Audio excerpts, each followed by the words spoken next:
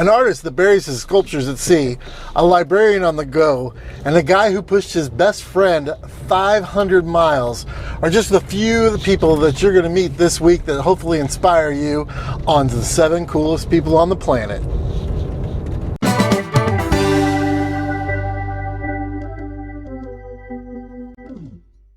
Hi, I'm Roger with The Lonely Commuter, and in every episode I find 7 cool people around the world that are doing amazing things in their communities that hopefully inspire you to do the same. So let's get our feels on, and here we go with this week's 7 coolest people.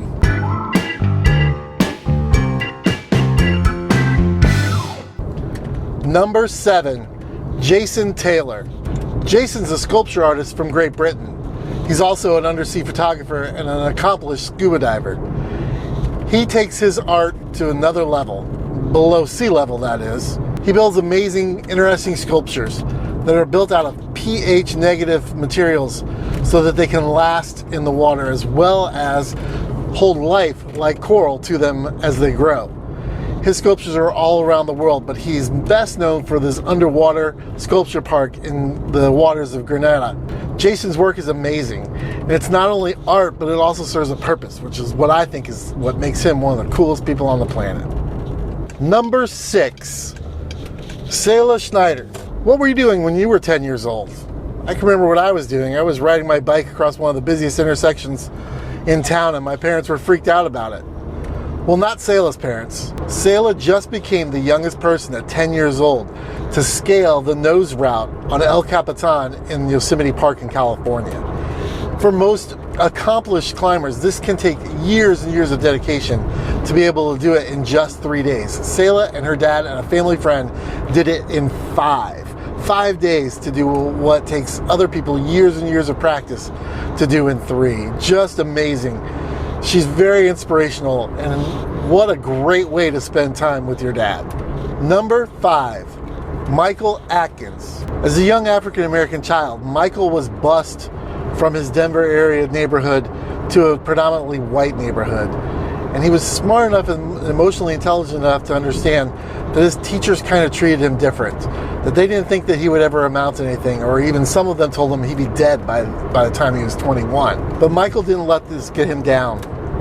After graduating, he got a job at a school and tried to get a job as a teacher aide, but they only hired him as a janitor. Over the course of several years, Michael moved up the ranks from janitor to teacher aide to paraeducator to teacher to vice principal, and now he's the principal of the school.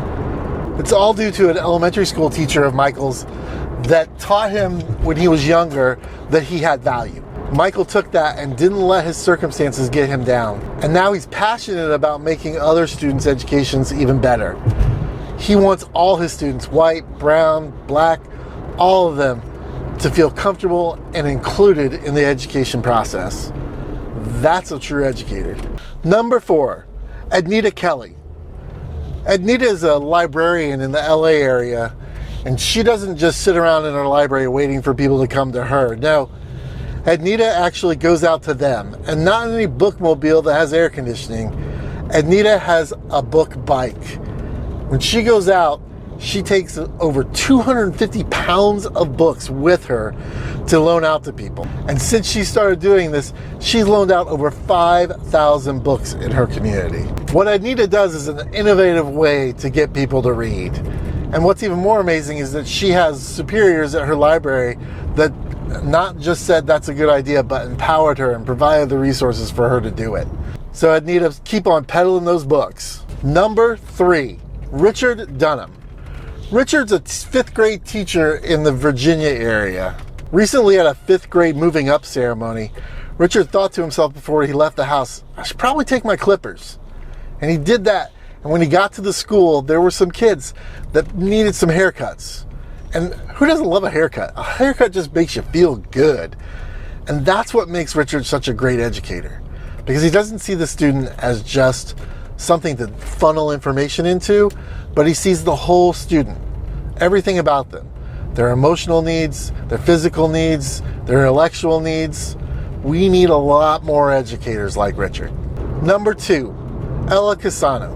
When Ella was 7, she contracted a rare disease that where her body actually fights the platelets in her blood.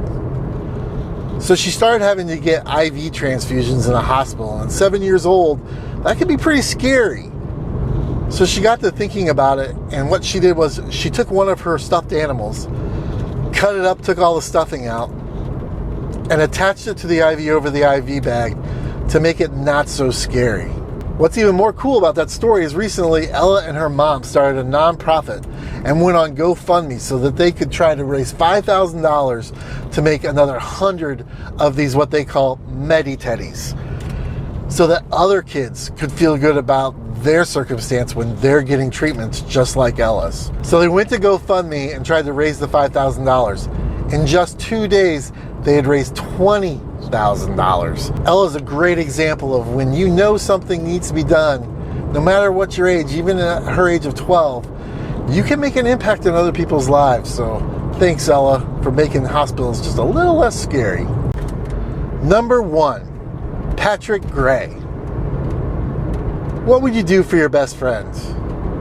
If your best friend came to you and asked you, hey, do you want to walk 500 miles with me in Spain? Would you do it? Would you be really excited? What if your best friend asked you the same thing, but they had a neurological disease like ALS that kept them in a wheelchair for life?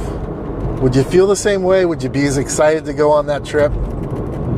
Patrick Gray's first thought when his best friend Justin asked him the same thing. Patrick Gray's first thought when his best friend Justin asked him to do that, to go to the Camino de Santiago, a 500-mile trek through the north of Spain. And Patrick's first response in his head was, yeah, I'll push you. But they didn't have any idea what they were getting themselves into. It took him 34 days to complete the journey, along with the help of another friend and lots of strangers. After their trip, they decided to document their journey in a book called I Will Push You. And their goal is to make sure that people understand that regardless of what you think your limitations are, if you put your mind to it and you have a passion for something, you can do it.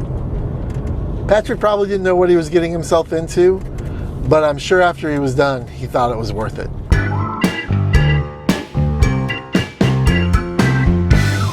So what do you think of this week's list? Did I miss anybody? Do you know somebody that could be one of the 7 coolest people on the planet? If so, leave their information below and I'll check them out.